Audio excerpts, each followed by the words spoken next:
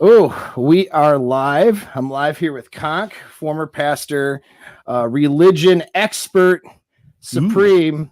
That's right. And red pill guy. So I wanted to do an episode like this because I am a theist. All right. Despite what it may seem when I present information on my channel, I stay away from religious belief stuff mostly because when I'm delivering principles and concepts that are going to help people in the marketplace, just because it's up to the individual, in my opinion, to decide what their beliefs are.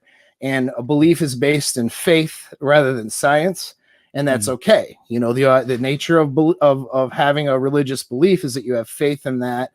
You may have some. It's not. You don't have deductive evidence to prove what you have faith in, or else it wouldn't be faith, it would be proof. You only have, inductive evidence, meaning a bunch of converging facts that can lead you to an idea.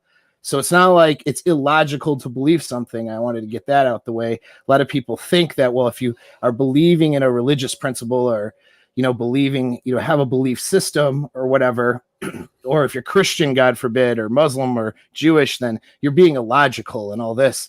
You're not being illogical. All right. There's inductive reasoning that is a series of data points that lead you to make a leap of faith into a conclusion. You can't prove that leap of faith. You can't prove that conclusion, which is because it's not deductive.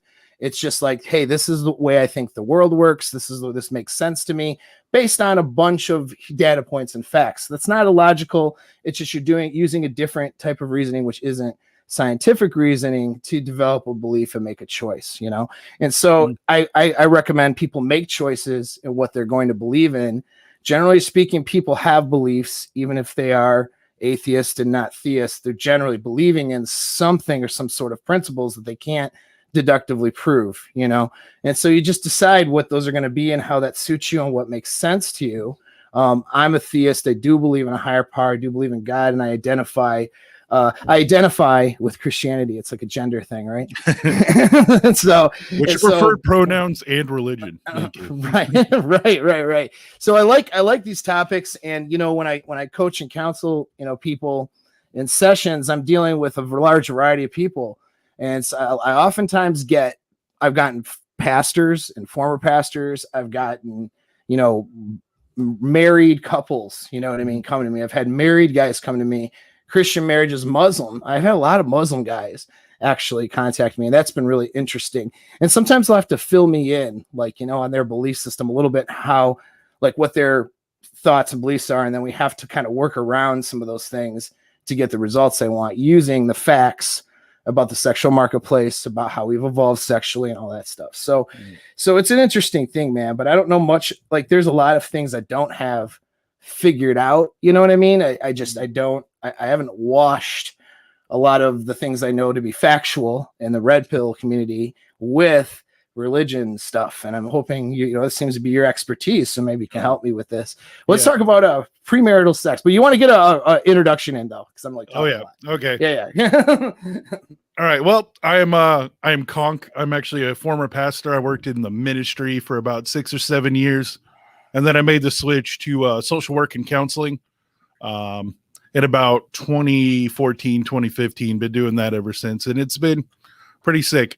We could definitely go down the rabbit hole if you want about why I quit ministry.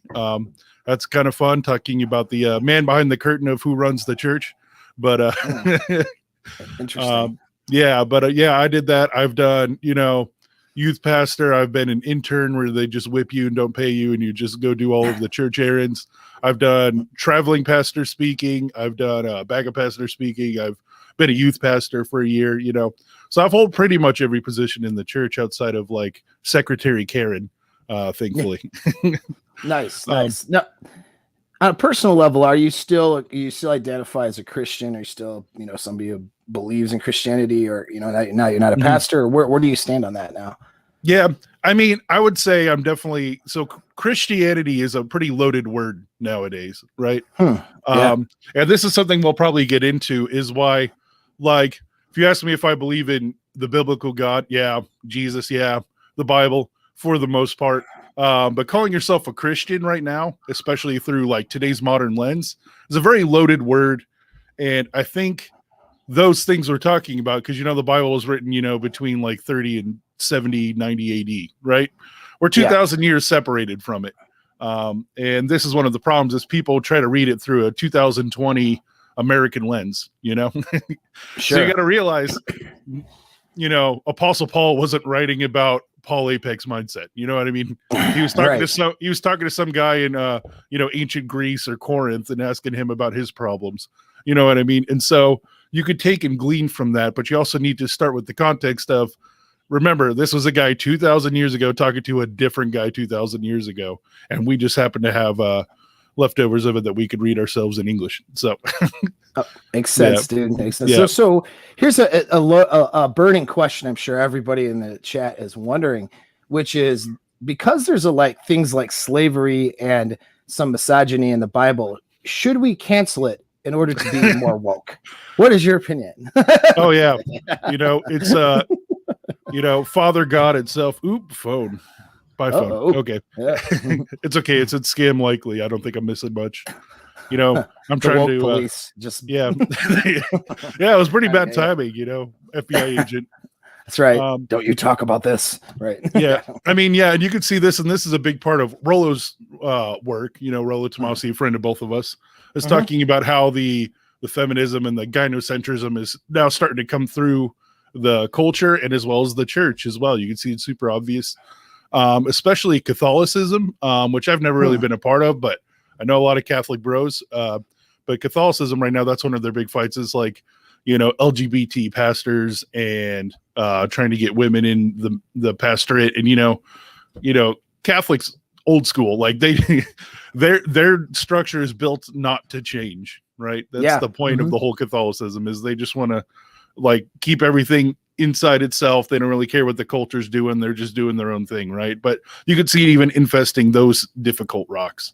And obviously, and if you look in the Protestant, American evangelical side, almost half of it is just taking it hook, line, and sinker. So, because there's a lot more freedom in there, that means also there's more risk of, dumb stuff coming in, and the Catholic probably cares more about the security than the freedom. So interesting. Yeah. So, cause I've been around different Christian sects, but I've gone through the Catholic sacraments. I really consider myself a disenfranchised Catholic in a way.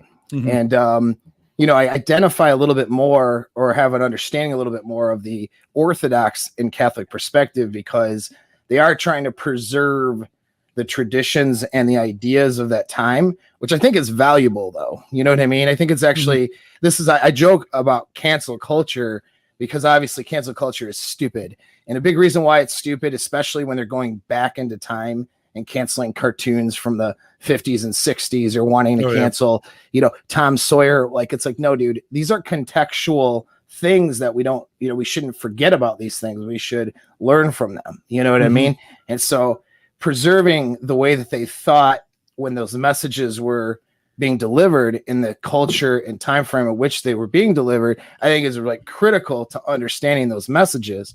I mean, as you know, it's you can really interpret a verse in the Bible several different ways, you know what I mean, depending on the light of who's delivering the message, the culture, and what it meant at that time, what those words actually meant in a different language, in Greek or Aramaic. Excuse me. So I think that, I think that that's interesting to want to preserve that. Not that you need the Catholic Church or Orthodox Church to do it, but I get that, that idea. But I wanted to pivot a little bit because we mentioned it before we went on air, so we can just go right into controversy. Oh yeah, because I like it because it's a burning thing. I mean, when we're talking about relationship dynamics, sexual dynamics, right? Red pill stuff, right? We're talking about sex, right? Yeah, and that's what we're talking about, banging, right? Let's not beat around the bush. I mean, there's a lot of things going, around the banging, but at a core principle, that's what we're talking about. And so you were mentioning that, why don't we talk a little bit about enforced monogamy, marriage monogamy, and how that started, and premarital sex and the biblical context. I'm really interested in hearing your view on this. Yeah, actually, to understand marriage or to understand weddings, husband and wives, and that whole thing, you first have to study the word marriage itself. Um, and if you're looking at it from a context of that, like if you asked, if you had time traveled and learned Aramaic and Greek, and went and asked the apostles, "Hey, what do you guys feel about premarital sex?" They would have no idea what the hell you're talking about, because have you ever heard the problem with people saying ATM machine? No. So, What? you know, ATM stands for is automatic teller machine. So an ATM machine is an automatic teller machine, right? Oh, It's that okay. redundancy. That's what premarital sex is. I get it. So let me see if I follow this, and you can correct me. By the way, we should have, as I say to the audience, we should have titled this "Dumb Grunt Talks to Smart Religious Guy," because I don't know anything about this. So following this logic, though, so two people become in a relationship or dynamic, they start having sex, maybe they make a promise to each other, whatever, effectively they're married then. Is that what our logic is? It's more crazier and deeper than that. Watch. Oh, okay. It's deeper by not being a big deal, and we'll get to that. So premarital sex, marriage, in Greek is gamios, and I can't remember the Hebrew off the top of my head. But the literal definition of gamios is sexual union. So anytime there is a penis and a vagina, that is the act of marriage. I have 300 some wives or whatever that. Yeah, exactly. No, that's the tricky part, and this is why so many people, this is the hard part a lot of people to do, because marriage is not a wedding, and a wedding and a marriage is not husband and wife. They're all different words in different contexts, right? Interesting. And so marriage, literally, so when you ever see in Genesis or in other places when it says to become one flesh, or another euphemism they use is lay at their feet.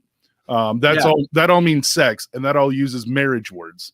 But there's so many times where they do that and they're not husband and wife. Husband and wife is the specific contract, more of what we think of. And so this is why it's so tricky for people to talk about this. And this is when I started the beginning prefacing, like, our words in 2020 are completely different than the words used in zero, right? Interesting. So okay. So what about though, like concubines, right? So like, I got a couple wives and I have some concubines. Like, what's the difference? So with that, your wife is the one that you actually did the contract with, and the cool part is, like, that's your main chick, right?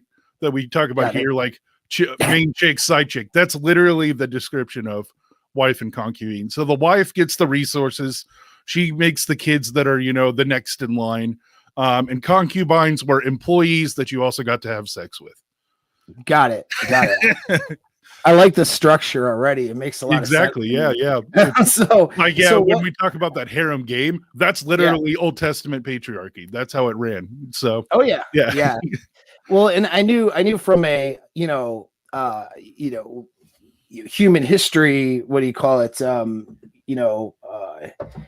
Evolutionary perspective, like how it fit in, but how it actually applied, you know what I mean, with the religion, that's the part like I'm a bit unfamiliar with. So yeah, so I mean, the contract of marriage, so when they say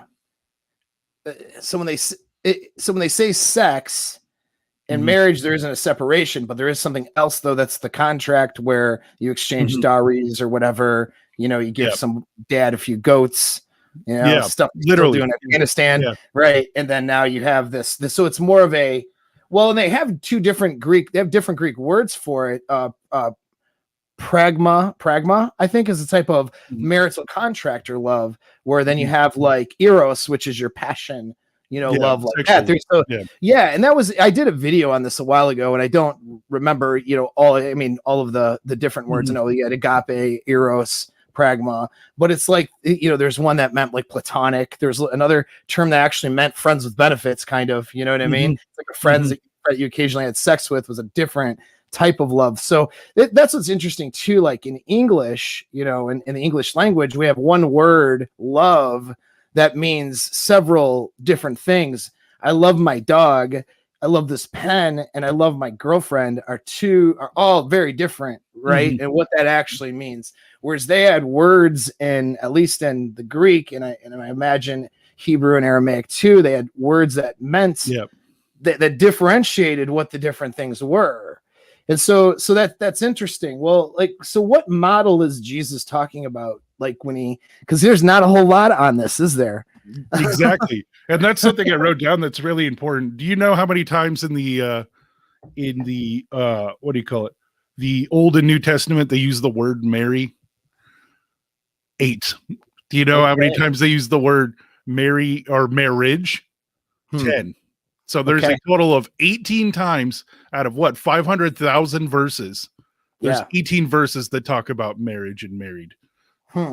And so when you look at modern church, you think that's all they talk about, right? Trying to win people, get ready to find your unicorn virgin, you know what I mean? And get married outside of college and seminary and make a bunch of kids. And like, you see that as like the primary messaging of like TradCon church. But out of the 500,000 verses, 18 talk about marriage and married. It's not a big deal. Right.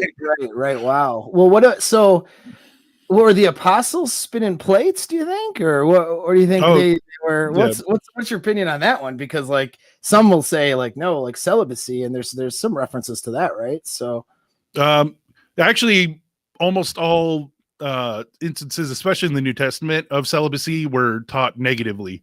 I believe it's Colossians. It says enforcing celibacy is a doctrine of demons. So, wow. Okay. Yeah. And so so when you're enforcing celibacy on people, you're actually doing literally the opposite of what Apostle Paul wrote in Colossians. So, wow. Yeah. Well, interesting. So when he says, because I know he says something like it's better to not be married, right? But if you have burning desire or something, you have to, like, that's a Paul letter to Bobby Smith or whatever his letter was to. It was to fill me in. I got the download on that one. I actually did a paper on that specific passage. Okay.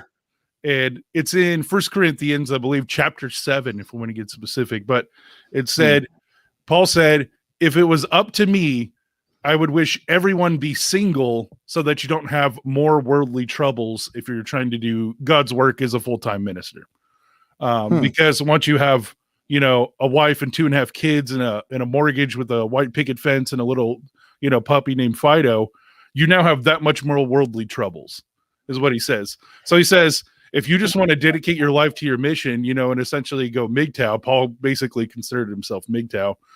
He's like, if you want to dedicate your life to my MGTOW friends, then, he said, he said, if you want to dedicate your life to God like me, it's best to have as little worldly attachments as possible, including marriage. So he's also a minimalist, dude. He's like Aaron Cleary. We got to bring Aaron on. Aaron's the Apostle Paul of the Manosphere. And Paul is known as notoriously like sarcastic and an asshole, so they have more in common than we think. That's hilarious, dude. That's awesome. So really, then the kind of the teaching, at least on a traditional level, was, this is interesting because I'm learning as we're doing this. I don't know anything. Like, I'm just here going, oh. So usually I'm pretty researched when I do a show, but I'm here to learn. So really, like, the push really then is not for marriage necessarily then. No. The New Testament stance on marriage is, I mean, if you want to be a full-time minister, maybe not. Otherwise, do whatever the hell you want. They don't talk about it much. And I was talking about, I think out of those 18 verses, 16 out of the 18 were New Testament and 2 were in the Old Testament. So, wow, they didn't care about it that much. Interesting. It's very interesting because, and this also goes into the idea of the wedding and the husband and wife. If we're going to talk about the contract part, that did not have the state involved. That's a very new concept, and it did not have the church involved. The church didn't get involved until marriages, until hundreds of years after the Bible is already written. Well, and that kind of leads to why I don't advise marriage, but I'm not against marriage, right? I don't advise marriage because you're involving the state in your relationship. And so instead of having the relationship on your terms, you have to and your partner's terms, right? You have to have your relationship on terms that are defined by the state, and that is where we invite all kinds of problems. When men get divorced, raped, that whole thing, that's because of that dynamic. When women find themselves in bad circumstances too, with partners, it's because of that dynamic. It doesn't, I don't know that happens as often, but it does happen. And so so taking the state out of my life every which way possible to make things a lot less complicated, you know what I mean? Like, that's what I'm going to do. But there are certain things, like, for example, like military, this is really annoying to me that they do this, but they push people to get married. It's very toxic, I think, because you get more money. Your pay and your entitlements and benefits go up when you get married. Like a military salary or pay is you have your base pay, which is really nothing. It's poverty level, or sometimes less depending on your rank. But then you get a housing allowance, you get, per diem, you get stuff, and those things go up. You get family separation pay when you're married, which is a significant on when you go like away on for stuff like deployments and things, and so you get you can't get insurance like for your partner with military insurance or TRICARE unless you have a marriage contract. I think that pretty much sucks, right? Like, that's not good. So there are reasons why guys might have to do it for a pragmatic reason. You know what I mean? But even if they do that, of course, do legal. I don't care if you have zero assets or a ton of assets. I don't care if you trust your partner or don't trust your partner.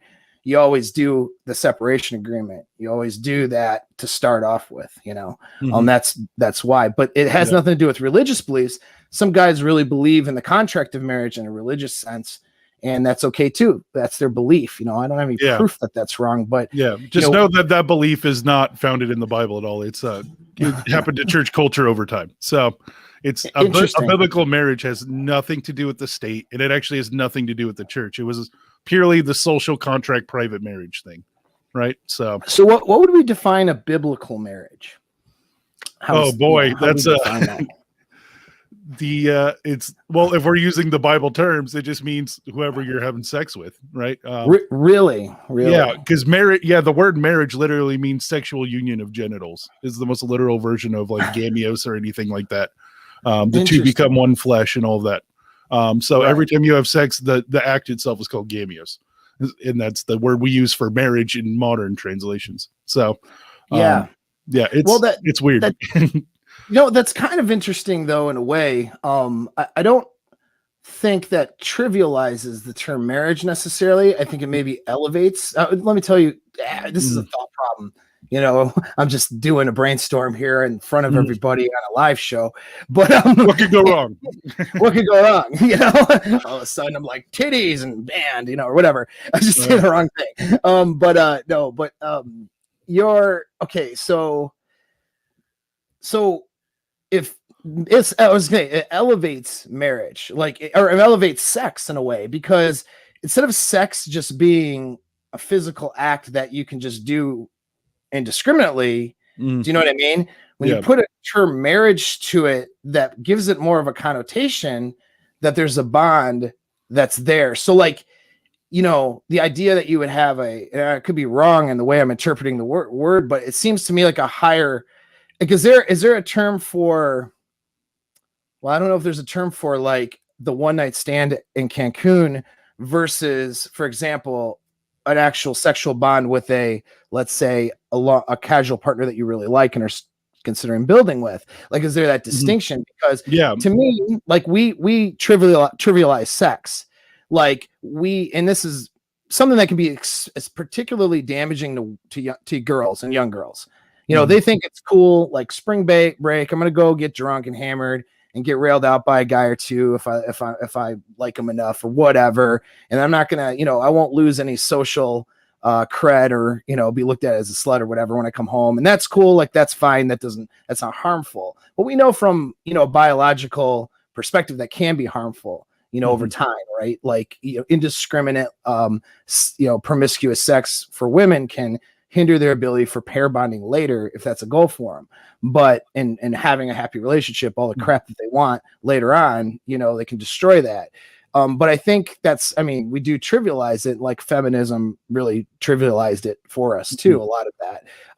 I think if we're looking at as more of a bond, maybe rather than just two genitals coming together, right? Then that might make them think twice about and have a little bit more discretion. I don't know. What do you think? And was that an understanding of it back then, or was it just simply, you know what I mean? Whatever. It's genitals. So this is something else that a lot of people, like, some people kind of assume it in the back of their mind, but it's something people don't actively talk about. But like, in general, older men marry younger girls, and in the Middle East 2,000 years ago, there was no age of consent, right?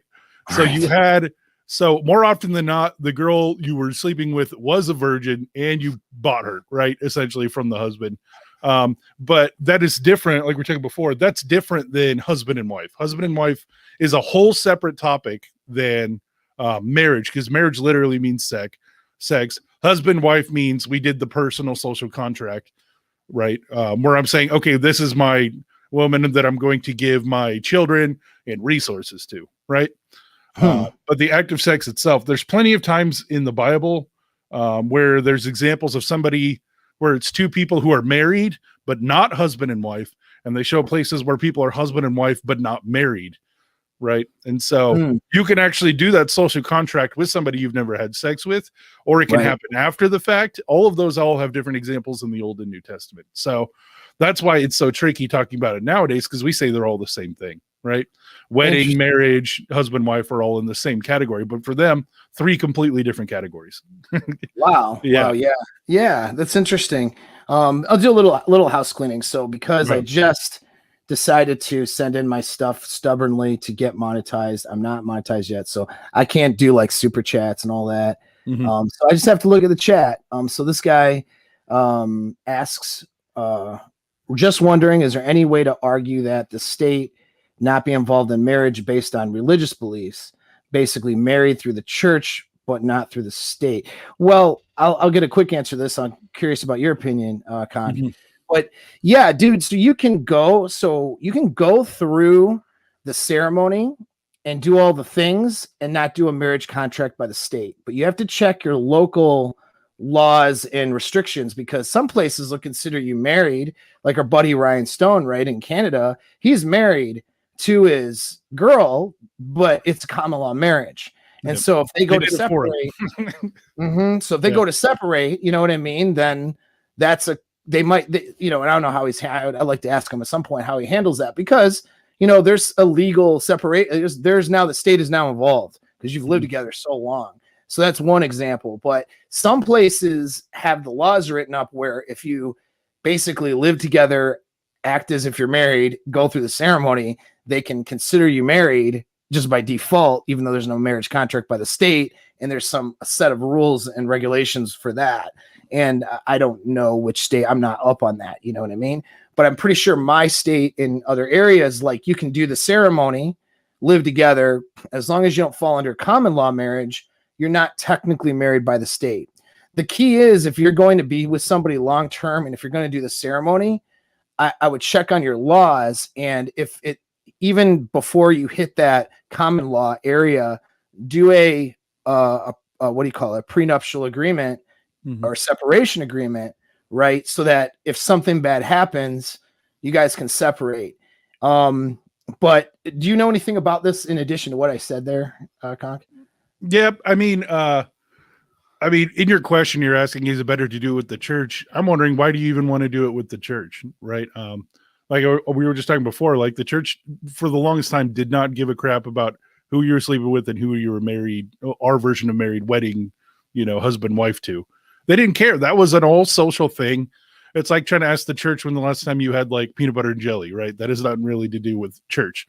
And so we decided to try to co-opt that more as like a thing of control, that we want to be more involved in that. And we want to care a lot more about sex. And that comes from a lot of like Puritan thinking, where Puritans were super big on like anything fleshly and, and anything that a human would desire is pretty much evil. And you should, whip yourself daily for God, They kind of have that mindset of you have to be as pure as you can.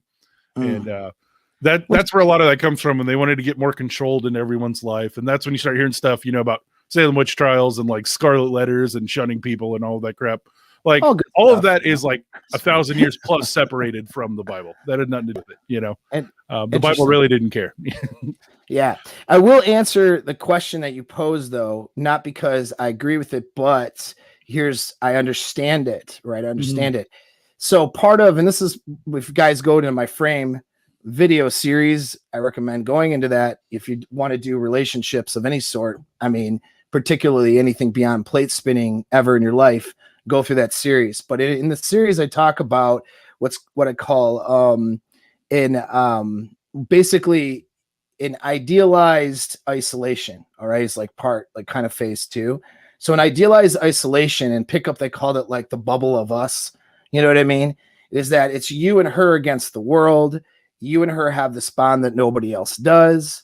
You know, now in cults, of course, they take it to a point where they cut off their members from other members of society to say you can't, and they start controlling them. I don't recommend that, because that is abusive. Some guys do that, though. Like, they start controlling what friends they can hang out with and start controlling, where they go, putting GPS trackers on cars. That kind of behavior is overboard.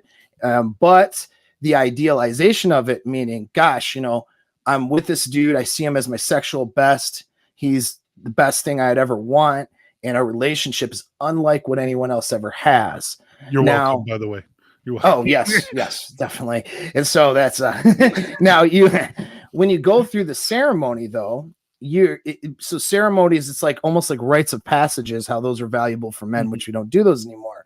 It can solidify that idealized separation. We're special. We're saying it in front of God. We're saying it in front of our family. It's a bubble of us now. So there is value to it. You know what I mean? I'm not going to say it's not valuable to do it. And it's just that, but is it necessary? I have a bubble of us with my LTR. We don't plan on ever doing a ceremony.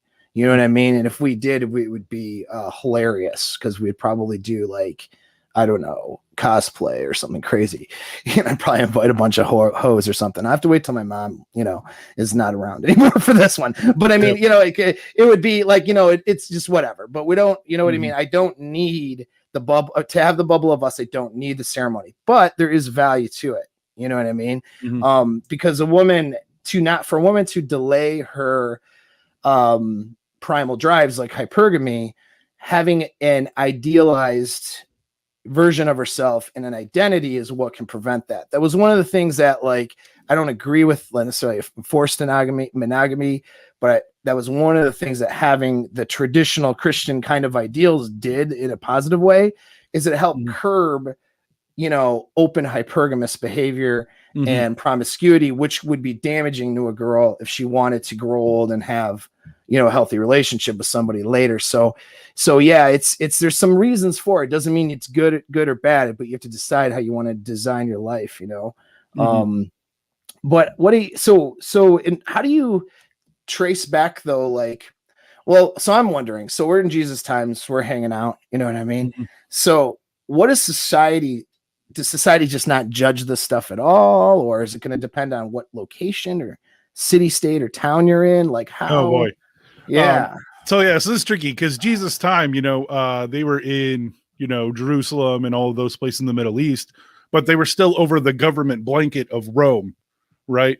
So you had this weird mixing of Roman culture with Jewish culture, and they were usually at odds most of the time. And there was always this constant friction of the Pharisees, who were kind of, like the boss, pastor, priests of the time of Judaism, always fighting and arguing with the Roman law and vice versa, and trying to ask for, different give and take kind of thing. So the time of that was a very big mix of Jewish culture and Roman culture put together, which is also interesting because, like, I was saying at the beginning, we're 2,000 years separated from Jesus's time, but Jesus' time is 1,000 years separated from, like, Genesis, Exodus, Leviticus, that half of the Bible.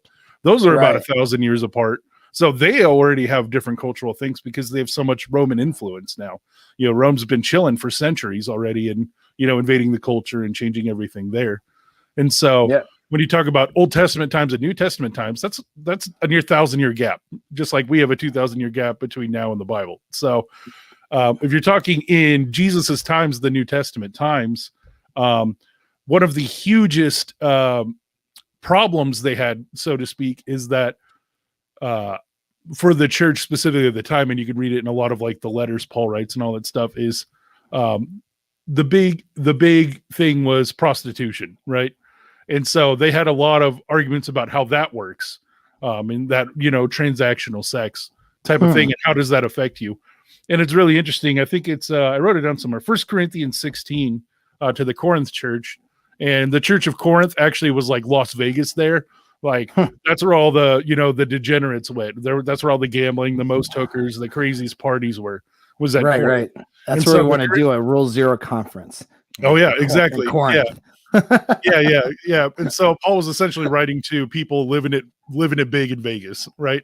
Nice. And so they're more of the baby Christians. I don't know where it is my camera. Okay, where they were relatively new, and they were heavily Greek Roman influenced more than Jewish influence. So they were kind of having their party times, right? Romans were known to party. So, so they had a lot of interesting chapters about, prostitution and don't sleep with your mom and all of this weird, crazy stuff. Stop getting drunk during church services and communion, all of these weird, crazy things they all believe because that was their normal party life. But yeah, in 1 Corinthians 16, they talk about when you use a prostitute, you're now becoming one flesh with them, which is their sex analogy. And so people used to say, when it says two become one flesh, that's this big spiritual union. But he said, hey, when you're using a prostitute, it's the same thing, right? And it's more evidence too that part is just flesh. And they said, hey, that's bad because sex in that time, sex and food and idolatry were all intermingled. Yeah, the original word for orgy means you're eating at a buffet so much that you were like throwing up. So a really good China buffet with hibachi. Oh, yeah. I'm having an orgy technically. Yeah, you're having a food orgy, and the word orgy for concubine sex or eating a lot and any excess pleasure like that. Getting drunk is also kind of like an orgy of wine, right? Interesting for them. So yeah, orgies means like Friday night for me. Yeah, it's a lot of pleasure. Like you're just going all in on body pleasures, right? So it can be food, hedonistic pleasures, so to speak. Yeah. Interesting. And so yeah, when they talk about that with prostitution, they're like, hey man, there's some problems with that, if you're just trying to go all in on that. And so the prostitutes of the time, it's actually where we get the word fornication. People usually try to use that as premarital sex, but in that time, the prostitutes were actual priestesses for, Greek and Roman gods. And they would have the temple of Aphrodite and the temple of this goddess and stuff. And how that church made money was prostitution sales. And the priestesses would sleep with you for a fee, and they use that to keep the church going. And the girl would take some, as their job kind of thing. And so, a lot of that was also seen as like worship to that other god as well. And so, fornication comes from the word fornix, and fornix is an archway where prostitutes hang out. And so when it says, fornication's bad, it literally means stop going to the pagan idolatrous priestess and worshiping sex with them. That's all it's saying. Yeah. This really changes the context of that Sunday brunch, huh? That you yeah, exactly. Yeah. I mean, if you go to a Baptist potluck, they're having orgies there everywhere, right?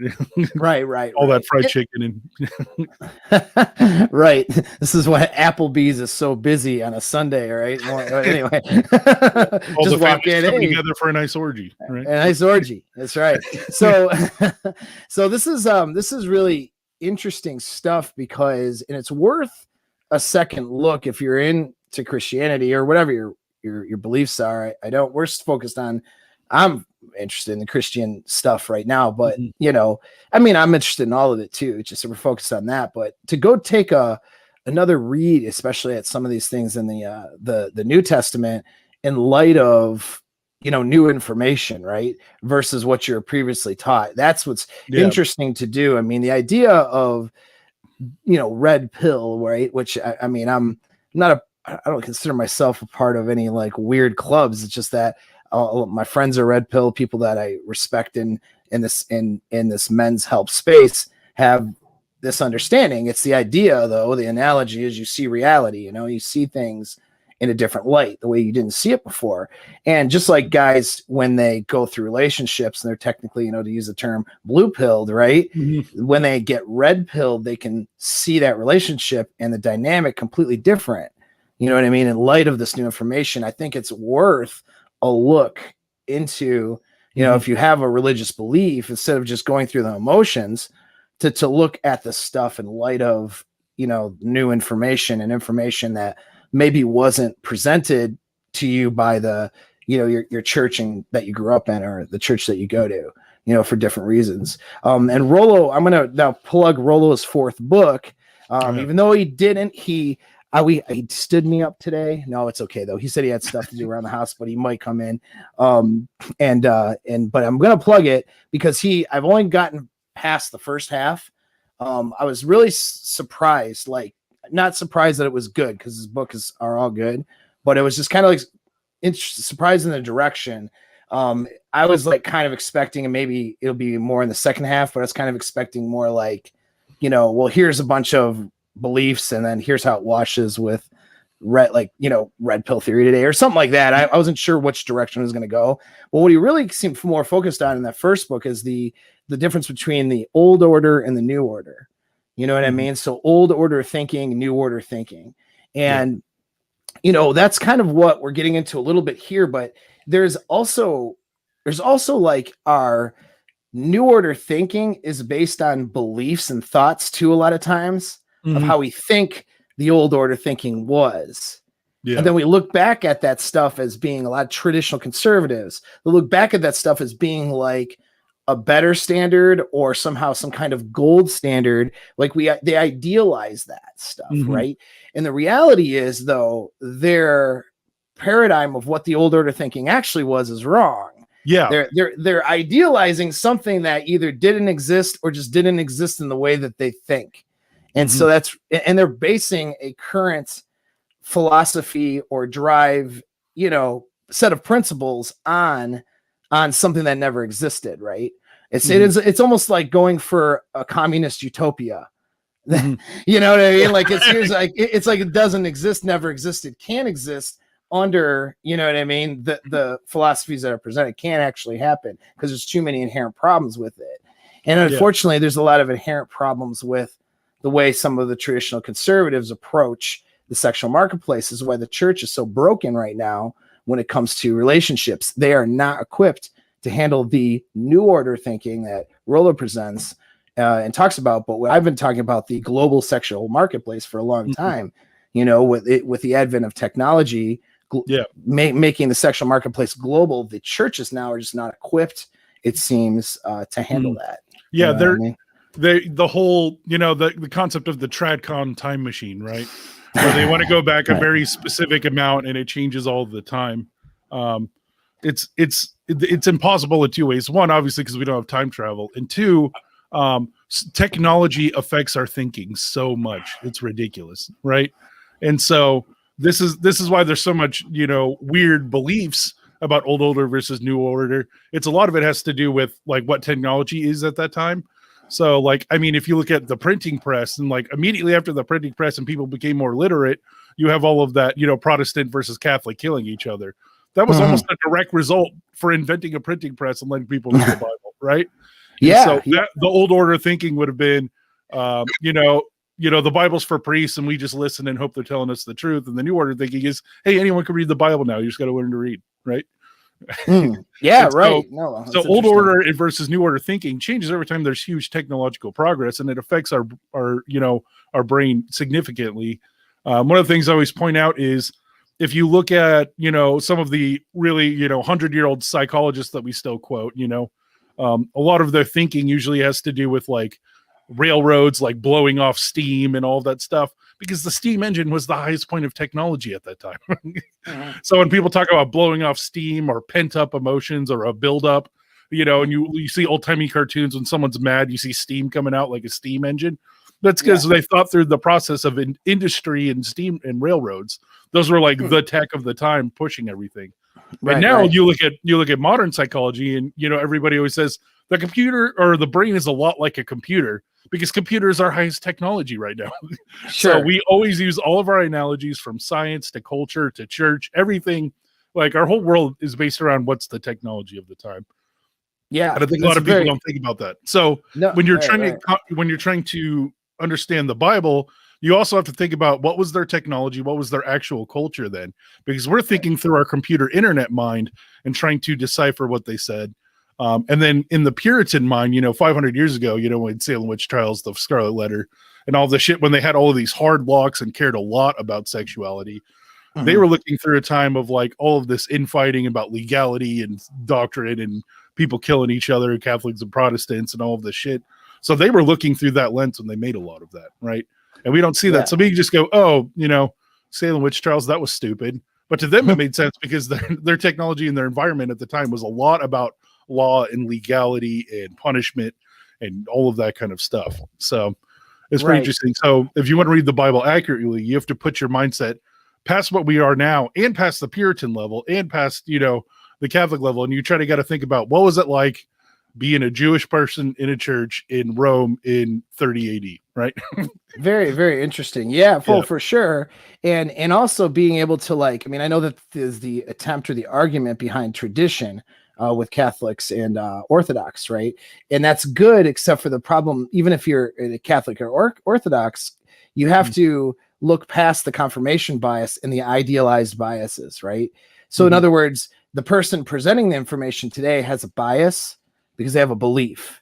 This is this is the struggle with beliefs. I don't disagree with having them. In fact, you have to have them to survive, period. And that's a whole nother topic or discussion. People who think that they operate in life with empirical evidence all the time are crazy. Like you would be an agoraphobe, never leave the house if that was the case, because you wouldn't have that empirical evidence that you were not going to get hit by a car on the way to work today or whatever. Like it's not how you operate. You operate with, convergent evidence, you know what I mean? And not meaning a bunch of data points that sort of points to the idea that I'm not going to get hit by a car. Probably, we work off of probabilities and things like that. We take leaps of faith every single day. So I'm all about faith and stuff and having it when it's put in, in context of logic and reason. But yeah, it's like, unfortunately, the thing that we have to worry about then is the bias of it, meaning I have a belief, and now is my belief creating a bias and a lens that I'm seeing all of this information through. And so, that Catholic priest is presenting information, and there's a bunch of cool preservation that's been done in order to preserve documentation and stuff like that, to try to put things in the context of what you're saying. However, it's being seen through our internet minds, or in that priest case, his Catholic priest mind, or so on and so forth, right? And so being able to separate yourself from your bias, to try to see it in light, it actually requires empathy, extreme amount of empathy, to put yourself in somebody else's shoes in a different time, different place, without your own connotations on it, and just see what they saw, what their beliefs, what their experiences were. And then fast forward to figuring out, okay, now how do I, wash or operate with this? It's a very different way of approaching, which I don't think churches are approaching it that way. I haven't found one yet. Yeah, they're very wrapped up in the culture and the right now. That's never a good strategy, right? Especially the American church. It's more evangelical, more Protestant. They care a lot about, what's happening right now. They care a lot about who the president is. You know what I mean? And they care about all the shit. They're not really going through the actual, thinking it through, so to speak. Yeah. They're getting wrapped up in culture. Right. I'll address so Roger here said, my fiance are going through our second marriages. I told her that I want to be with her the rest of her life, but I don't want to get the state involved. She's starting to lean my way. So I wanted to address the issue of commitment, because Rolla talks about it in his book, and I'm gonna paraphrase and mess it up, but that's what he gets for not coming here to correct me. So but so he talks about the journey to self-discovery, all right, and for a woman.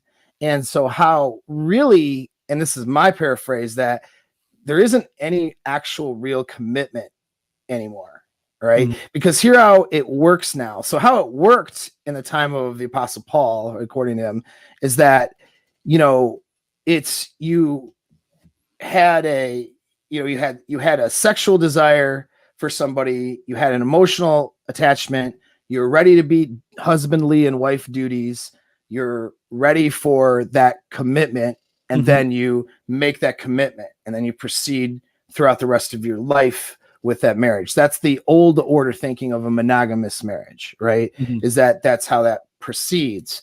Well, what that means is that, you know, you're making a you're making that commitment, and it's not based in, you know, the commitment is basically saying I'm going to work out and continue to fight for the sexual desire, the emotional connection, and Mhm. our duties together, and I'm going to continue to fight for that.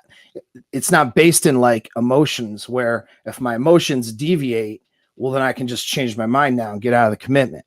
All right. Mhm. And so marriage was more seen, you know, I mean, there are cases of divorce, but it seems like an old order thinking. Marriage was more of a real commitment where you didn't just get out of it because you felt different. You know what I Mhm. mean? Yeah. Whereas The no nowadays, fault divorce, right? Yeah. right, no fault divorce, right? So now with nowadays though, the paradigm is that she falls in and out of love and has a bunch of sex all over the Mhm. place, right?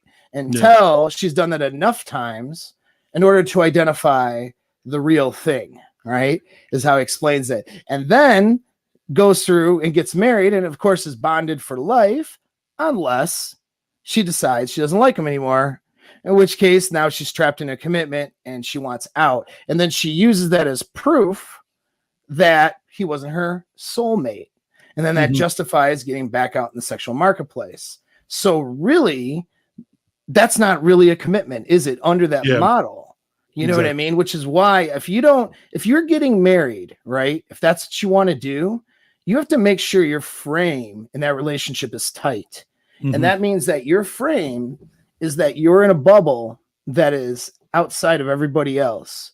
And that by doing this commitment, you are making a statement that you're going to fight for this marriage, this union, this bubble that you have, even if you don't feel like it at a Mhm. point. You know, that you're going to not just discard it, you're going to try to figure it out, right? Versus the paradigm that women have nowadays, they don't even realize they have it because it's all based on emotions. I Mhm. feel like I've been with a bunch of guys and I explored my sexuality like I was told by everybody in society and feminism. And and I know this guy's the right thing or whatever. And of course they don't know anything because they don't understand their own desires, right? At all. And so they marry the guy that seems like a good fit because, you know, they feels good, and then they focus on all of the milestones, kids, next house, second Mhm. house, whatever. And then milestones are over and they're stuck with this person. And it turns out he didn't, you know, doesn't really give her the feelings that, you know, maybe Chad did in high school or college or Yeah. whatever it is, or, you know, just maybe he beta-tized himself, who knows, right? And then it's like, man, I just don't feel it. He wasn't my soulmate. So now I have to, you know, here's your divorce papers, right? And that's what you're dealing with now. And so if you get married now, actionable advice, which I try to give the actionable stuff, you need to set the frame up accordingly. And you don't make that commitment without a prenup and an exit strategy, number one. And number Mhm. two, without that early frame announcement about marriage, if that's what you want, and having the frame of what it actually means. Because she may go through, you have to have her on board on an emotional level to want to fight Mhm. for that relationship. Hypergamy, meaning being her best, is part of that. But part of that also is social conditioning because women are wired to be seen as a good chimpanzee. And so if she understands that breaking this commitment means I'm really a bad chimpanzee, you know what I mean? Mhm. Versus justifying it, going, no, I'm a good chimpanzee. This is part of my journey and whatever, you know what I mean? Then there's another layer, so to speak, to keep that commitment together, which will keep, you know, and that's good. I mean, it's sometimes relationships shouldn't stay together, but really sometimes they should. And I think if people have that good bond in the beginning, They need to work on the skill sets and keeping that together. You know what I mean? I mean, that can be good to develop that bond and grow with that person over time. You know, it's a good thing. Now, as far as setting the frame, though, I want to put this out real quick for Roger. So here's the thing, and this is why I recommend for people getting marriage is that they have the exit strategy. A functional, healthy relationship can't happen if you feel trapped in it. All right. That's you and that's the girl. The TradCon belief system is, well, we're going to say the magic words. Then God comes down and goes, or whatever. And then, yeah, absolutely. Most weddings, you know, and then you walk out of there and all of a sudden you're bonded spiritually by magic words and Jesus magic and everything. And now you don't have to work on anything. You don't have to do anything. All right. That's it. You're just bonded. I mean, you should work at it, of course, because you love your wife and all of the idealistic reasons. And she loves you. 5 love languages, whatever. Insert, you know, pop garbage psychology, you know, anywhere you want. And that's it. There is no I'm waking up every day and choosing to be with this person. All right. When you have the ability to exit the relationship, that means staying in the relationship is a choice. And that she makes that choice every day. You make that choice every day, you know? And so that is the essence of how a commitment has to go now because of the new world thinking, right? There is no it's no fault divorce now. She can change her mind, change her emotions at any time. So she needs to have the freedom to do it. And you need to have the freedom to do it anyway. And where you're all the time, every day you're together, making that constant choice. Because when you're making that constant choice, then you know the other person's doing that too and could choose differently. This brings the right amount of dread to a relationship. A little bit of dread is healthy. You know, okay, I could lose this thing if I'm not working at it and if she's not working at it. And so now this solves a lot of problems. Male complacency is a huge problem for long-term relationships. Males get complacent. They stop gaming their girls and they stop doing stuff. Female, you know, indignation and bitchiness is a problem. You know what I mean? She starts, you know, taking her husband for granted and starts trying to control a relationship and, you know, and being really, you know, psychotic or whatever. But I mean, I'm overstating. Maybe not. Guys can be psychotic too, but you know what I mean? Like she starts like really stripping apart that relationship because of a sense of entitlement. That sense of entitlement isn't there if, you know, this person could walk out the door today, find another girl and say, screw you. This ain't working for me. It's a huge loss of fame or frame if she's thinking that, right? Correct. Right. Yeah. And so that's, if you're getting married, you're removing, and this is the same with cohabitation agreements. Like, you know, my friend Rich Cooper doesn't agree. He doesn't want to do those. He advises against it. I'm okay with that, you know, but I cohabitate with my LTR. I'm fine with that. I can maintain frame in a relationship, no problem in a cohabitation situation. But why is that? I got a second house, right? I can pack my stuff and be gone in a day, and that's it. And then get a moving truck, remove the rest, and we have an exit agreement for the current house we live in. It's all set up. The exit agreement is there. So it's not the situation, because I've been in so many situations with guys in coaching and counseling sessions, especially high earners, like guys who are earning $500,000 or more a year. You know, they're married with a couple kids, and and a lot of times the crazy thing will happen is they're stretched financially thin, and they'll have this chick just pushing him and pushing for more stuff. I want another, you know, horse, or I want another trip, or I want this, you know what I mean? And she's pushing for things, racking up bills. The guy is concerned, like, what's going to happen to my financial situation if we split it? You know what I mean? What's going to happen with my kids? What's going to happen with, you know, he doesn't know that stuff. Well, if he had talked with an attorney and he had a separation agreement beforehand, before he got into that, right, then he would know what that exit looks like. He wouldn't be sticking around out of obligation and fear. And if you're around for fear, you can't have frame, because now you're just going to do stuff to not lose her, right? So it has a practical psychological application in the relationship. Same with, like, if you're having trouble with the wife, you don't have a separation agreement, you need to go talk to an attorney and talk to a divorce attorney, not because you plan on divorcing her, but because you need to know what that separation and exit looks like. The unknown is scary. The known is something you can deal with. Anyway, that's how we approach modern. I recommend men approach modern marriages. I know this is a little out of the scope of the religion thing, but it applies to it though, because guys are in the chat, and some of these guys are Christians, man. They want to get married. Mm-hmm. Some of these guys are dealing with women who want to get married, and they're like, how do I, like, Roger's question, how do I deal with that? I mean, she's kind of coming around. How do I present? And so you have to have these things figured out. And one last thing on this, Roger, is very easy. Like with my LTR, for example, she's on board with me on the marriage thing. Most women will be after I'm done talking to them. The reason why is because they simply ask the question, well, how are those marriages working out with your family and your friends? Right? That's all you have to do.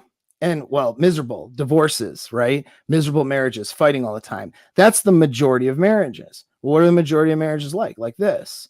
Okay, cool. Well, that's why I don't want to get married, because I care about you enough that I want this to last. And if you don't have the freedom to walk away from me, and I don't have the freedom to walk away from you, and we choose each other every day, then that creates a real problem in keeping things going. Things can get pushed to the back burner, toxicities can develop, not get addressed, and you find yourself in a position where you're not bonded to your partner anymore in a few years. That's what happens to most marriages. I don't want that to happen to us. When you present that frame, girl has enough dread to go, yeah, okay. You know what I mean? And she has enough emotional buy-in in that relationship. She buys it. Anyway, that's a lot of me talking. So, sorry, Conk. I brought Conk in for you. Oh, no, it was good. To do a quick 2 cents, add on for what I'm seeing is because he was talking about that he wants to, he kind of wants to convince her and she's leaning that way. I mean, what's stopping you from, just putting your foot down? This is the way I'm going to do it, or I'm not going to do it. Right. I think that would be very important instead of trying to convince and persuade. And you also, and going back to, Paul, we were talking about earlier, is like, you got to be okay realizing you can still lose this all. It's not going to be a unicorn marriage. Right. And so you got to realize, there are a lot of women out there, right? You're eventually going to find some that can go off of what you want. Right. And so to me, I see a red flag seeing if you're trying to persuade her to do it this way, and you might not, and maybe she's leaning into it. That already sounds like you're kind of setting up a bad framework for the rest. Right. Yeah, true. And so the way, and that's a very good point, and it's important. And the way that I approach these, or recommend these guys do, is not that you're convincing, but you're getting emotional buy-in. Those are two different things, right? Convincing is, let me try to logic and reason and explain to you all the reasons why this is a good idea. We have a disagreement. Let me use reason now to explain myself and to get you to buy into it logically. That's not what I recommend when you're gaming and communicating with your female partner, because that's not how our brain works. What you actually need to do is have emotional buy-in, which is why instead of explaining the marriage and the state and all the reasons and the things we're talking about here, and even the biblical definitions and all that shit, that's good for you to know. But for her, it's simply, well, wait, we marry. That translates to us probably not being together in the future. That's an emotional thing, right? Hey, we want to have something that's unlike what anybody else has. That's why we're doing it differently, because look at what everyone else is doing. They're failing. Bubble of us.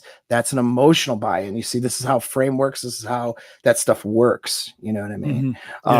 Rhetoric is not just for philosophy nerds, guys. Right. And so, and this is really a cool discussion we're having. We're getting towards the time here a little bit. I did want to address one thing, and it's something that, because I've referenced Rollo's book several times now. He was very smart in his first writings and books and blogs, talking about one-itis. You know what I mean? And I think one-itis is something that we see.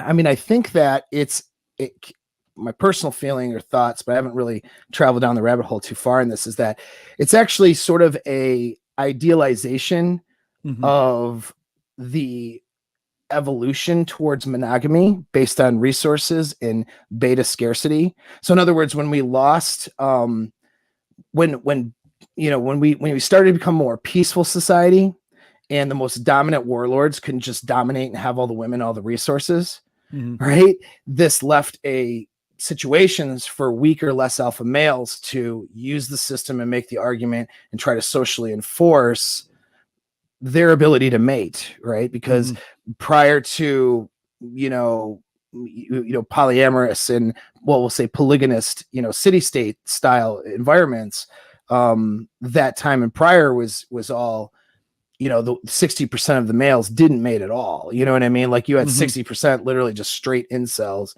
because they didn't have the power, the physicality, the alpha whateverness, and the resources to get women, to get mates. And so definitely for a more peaceful society, having a better, more even distribution is good. I know it creates other problems, but for a more peaceful society, that's definitely it. I mean, the reason why places like Afghanistan are not peaceful is because those dudes aren't mating.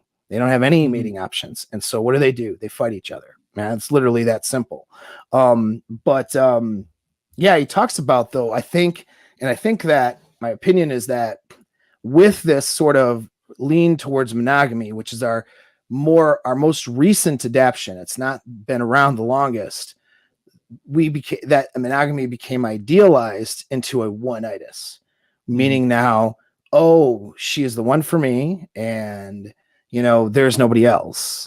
And that's a very dangerous philosophy, really is. And Rollo talks a lot about that. Do you want to address that from a biblical or religious sense? You know what I mean? Yeah. I mean, to wrap this up. Yeah. Yeah. And so from the Bible, it's Old and New Testament. They have definitely a lot of examples that, like, the soulmate myth is a myth. Like, the Bible doesn't believe in soulmates at all. There's a lot of examples where, one of the obvious ones in the Old Testament is the book of Ruth. And so Ruth is like one of the famous few girls in the Old Testament in their story. And she's like a widowed. And then she just marries this guy who's like the cousin eventually of that person. Right. And so they have a lot of laws in the Old Testament, all that stuff. That's like, if you're married to your husband and he dies, like, marry his brother. You know what I mean? And it's so casual, and it's so casual and nonchalant. Like, there's no way you can get the soulmate myth out of that. The one-itis. Another one that I think is fun is, Old Testament slavery is not like what we think of, chains, cotton, American slavery. It was actually like an employee contract to pay off debt. And it usually lasted 7 years. You work for this guy for 7 years in his household. And then once you do that, your debt's paid after the 7th year. No matter how much you owed him, you could owe him $1 trillion. And you just work for free for 7 years. But in those descriptions of that slavery contract, which is really just an employee contract, he said, if you don't have you can bring your wife with you if you have one, but if you don't have a wife, the master you're working for can give you a wife for those 7 years and then take it back when you're done if you just need the companionship. That was part of the deal. Yeah, he would provide you with a girl. And if you have kids, actually the master gets the kids because it was his girl he's giving to you. So he might just throw one of his, side chicks, his concubines, to you as a marriage for 7 years. That's great. And then afterwards you go your own separate ways, after you pay off your debt. Nice. So nice. I don't know how you can get soulmate out of that. And there's other talks, and Rollo's talked about this on Rich's channel a while ago. I can't recall which episode off the top of my head, but it was one of the before the train wrecks. And they're talking about there's examples in the New Testament where it says you're not married in heaven, right? Because they're asking questions like, if this person marries this person marries this person, who are they married to in heaven? It, is what they're essentially asking, the New Testament church. And they're like, well, you're not married in heaven. It's literally, marriage is an earthly thing just to get by. If you want to, cool. If you don't want to, cool. They didn't care. They didn't really care that much about the whole wedding husband-wife aspect. It's just, if you wanted it, it was a social thing. It wasn't a state legal thing, and it wasn't a church thing. It was, if you want to do it, cool. It's about as equally important as if you have a bowling league. It's about That's very interesting stuff, man. That's cool, because the one-itis thing is really a damaging thing. And I give guys real quick, like, an alternative way of looking at that, because it's not like, all women, like, just, it's a little cavalier to go, oh, women are replaceable or whatever, you know what I mean? And I'm sure you guys wouldn't want your plates to think, even just casual relationships won't want those women to think that about you, right? And so, I think people are very binary in their thinking, unfortunately, and they lack critical thinking. The reality is, like, if you have a a casual relationship that's been going on for a while, even, right? Mm. You've been developing a bond with that person that would be different than, let's say, a new relationship. Now, that doesn't mean you could never develop, a bond that's better, right? For somebody different. Doesn't mean, that doesn't mean that. It just means that the bond you have with this person is unique, And so getting to an LTR, it's the same thing. You're an LTR for 10 years. Well, you have a life that you've built with this person that's 10 years in the making. You're not going to replace that with a new person. Now, that doesn't mean you couldn't find better if need be. In fact, my framework is that I can always find better. And here's how I look at that without, this is LTR stuff now, right? This is how I look at that without degrading my LTR, all right? Is that I'm in the I like my LTR, she's awesome. What we got going on is great. I would like to grow old with her. That's the idea, okay? But if for some reason that can't happen, she's not capable of it, or she breaks a serious boundary. Let's say she gets T-boned by, LeBron James and his brother, a cousin Tyrone on the way from work today, and that's a boundary break. Guess what? Relationship's over. All right. I wanted to grow old with her, but demonstrated that we can't do that now. Okay. Well, let's look at this. I met her at this level of SMV. As a man, even as I grow older, until I'm so old that my faculties don't work anymore, my SMV should continue to do like this. When we talk about chasing excellence and stuff like that, we're not talking about hitting the loser wall where you get wrapped up in yourself and then, you get zeroed out, and then now you got nothing going for you and you're out of shape, and your SMV like tanks because you're at 44 years old or something, right? We're talking about continuing to manage and chase and do better as a man. And so if you're doing, I'm trying to find my camera, you're doing better as a man and you keep going up, you're 60 years old. And though you might lack a little bit in some youthfulness, that's not what's attractive specifically to a woman by itself. You have all of these other categories that are attractive to a woman. Your SMV continues to raise. On top of that, your skill set with women should continue to get better. So if LeBron and Tyrone happen, she's gone. My SMV was here. Well, can't find my camera. I'm going up this way. All right. So like I'm higher SMV today than I was when I met her. Right. She demonstrated she's not capable for continuing a relationship. Well, what women do I have available? Higher SMV women. You see how that thought problem works? So if I'm improving myself every year and improving my skill sets with not just my partner, but with women in general, something bad happens a couple years later and you're single again. What do you have access to? Technically, only higher SMV women. Technically, you know what I mean? You will find a better partner, like no question. You know what I mean? And your vetting skills are better. So you'll find a partner and vet out a little bit and maybe see some things you didn't see with your previous one that could make that one more of a lasting bond for those guys that want that. Now, I don't recommend pursuing that. I recommend just going through life and pursuing excellence, and that she proves that she's a good partner for that, with her behavior. But that's a framework of it. And the one-itis, there is no one-itis. It's just that you've built up equity with this person. It's not really something you just want to replace or consider, you know what I mean? Like something that's cavalier that you would just sort of throw in the garbage for no reason, but it allows you to maintain, and that kind of a, mindset there. It allows you, that apex mindset, it allows you to maintain, boom, that allows you to maintain that frame, and maintains that objective frame of, like I could leave this relationship. I would be okay, but I don't want to relieve this relationship. We'll work on it.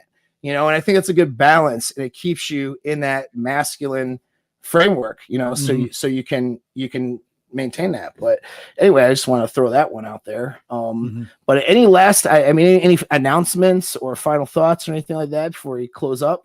Yeah, it was a good talk. We had some stuff that I didn't get to go over yet, but we're going to do this again. Yeah. It would take another half hour. I was going to talk about like, what does the word woman even mean in like Hebrew and Greek?